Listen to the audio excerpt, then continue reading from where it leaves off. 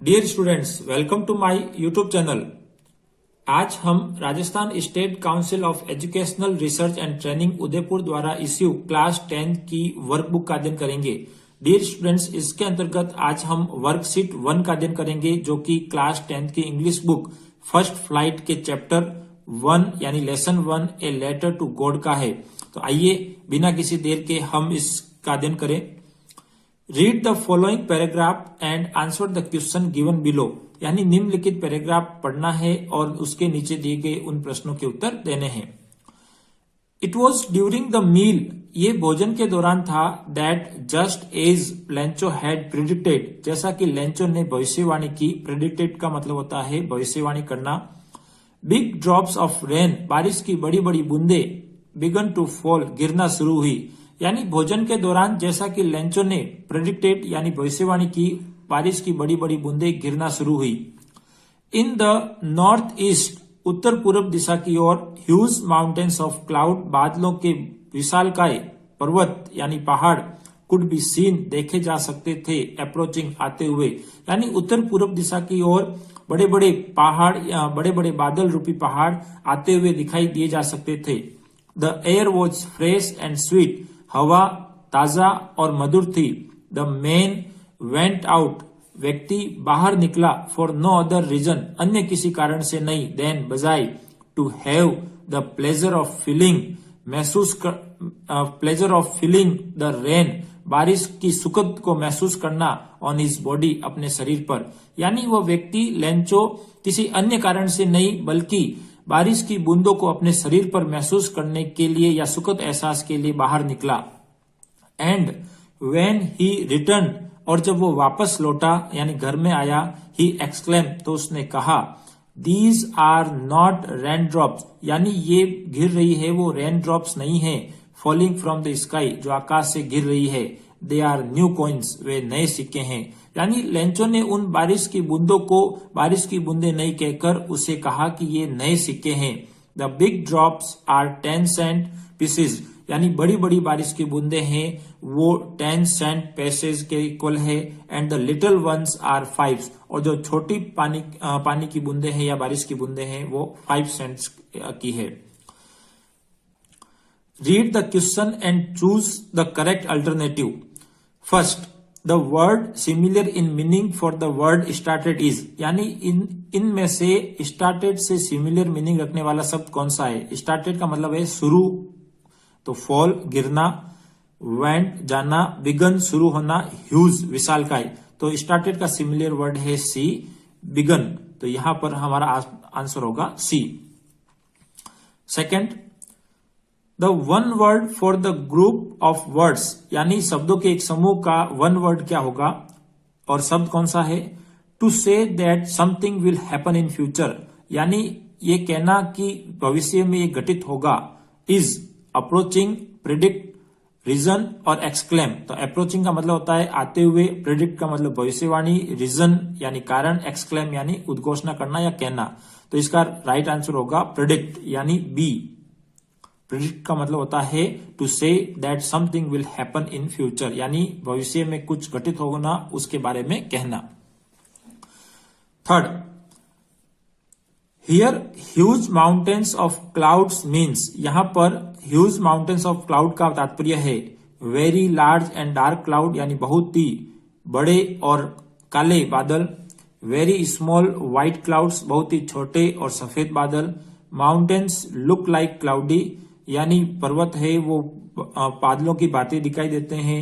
Very large and dark mountain, या बहुत ही बड़े और काले माउंटेन्स यानी पर्वत। तो यहां पर ह्यूज माउंटेन्स ऑफ क्लाउड का तात्पर्य है A, very large and dark clouds. तो हमारा आंसर होगा ए।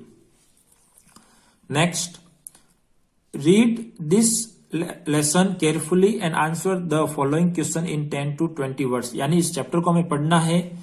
और यदि आपने अब तक इस चैप्टर का अध्ययन नहीं किया है तो मैंने इसके आई बटन पे उसका लिंक दिया है, जिस पर आप क्लिक करके इन चैप्टर को पढ़ सकते हैं। तो अब इसके आंसर हमें देने हैं, आंसर के उत्तर देने हैं। क्वेश्चन नंबर 4 है, to whom did Lencho write the letter, Lencho ने किसको पत्र लिखा। तो लेंचो ने किसको पत्र लिखा, गॉड को। तो यहां पर Lencho wrote the letter to God, यानी लेंचो ने भगवान को पत्र लिखा। क्वेश्चन नंबर 5 है where did he go to mail the letter, यानी वो लेटर को मेल करने के लिए कहां गया। तो ही गो को हम सेकेंड फॉर्म में चेंज करेंगे, वेंट टू। अब कहां गया, तो went to town, went to town to mail the letter, यानी लेंचो है वो लेटर को मेल करने के लिए शहर गया, कस्बे में गया। Question number 6, find the object for which the following metaphors are used and write them before in the blanks, यानी आपको वो ऑब्जेक्ट्स चूज करने हैं जिनके लिए मेटाफोर यूज किया गया है। यानी यहां पर ह्यूज माउंटेन्स है वो किसके लिए यूज किया गया है, तो यहां पर ह्यूज माउंटेन्स है वो क्लाउड्स, किसके लिए यूज किया गया है, क्लाउड्स के लिए। न्यू कॉइन्स है वो रेन ड्रॉप्स के लिए यूज किया गया है, न्यू कॉइन्स है वो रेन ड्रॉप्स।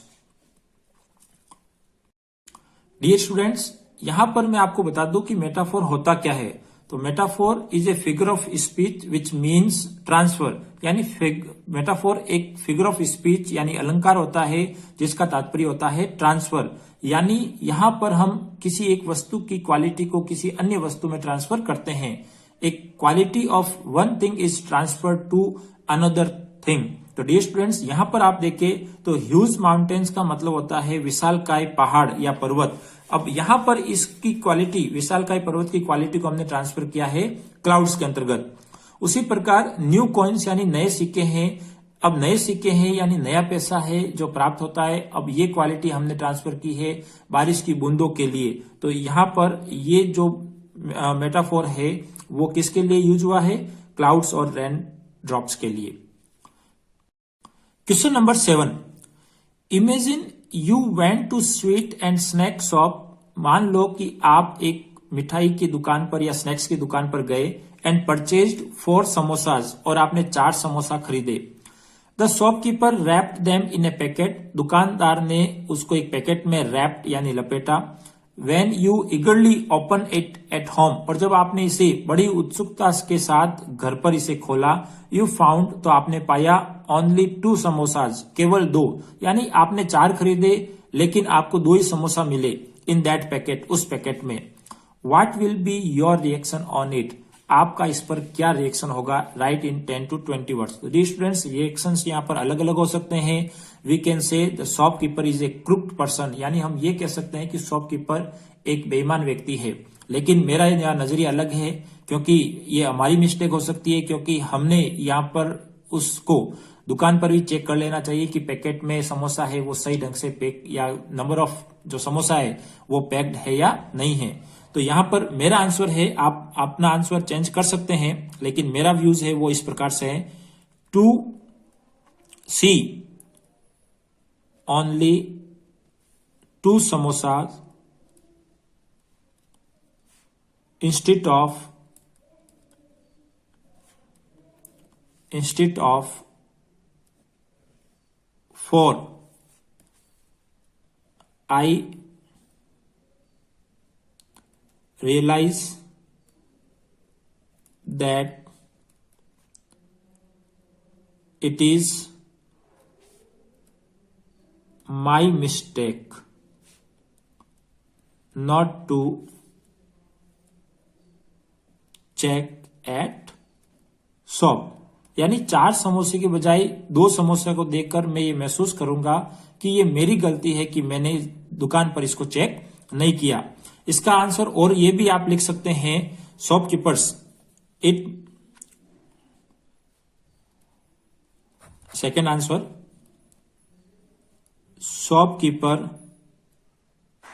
में forget to put right number of samosa in the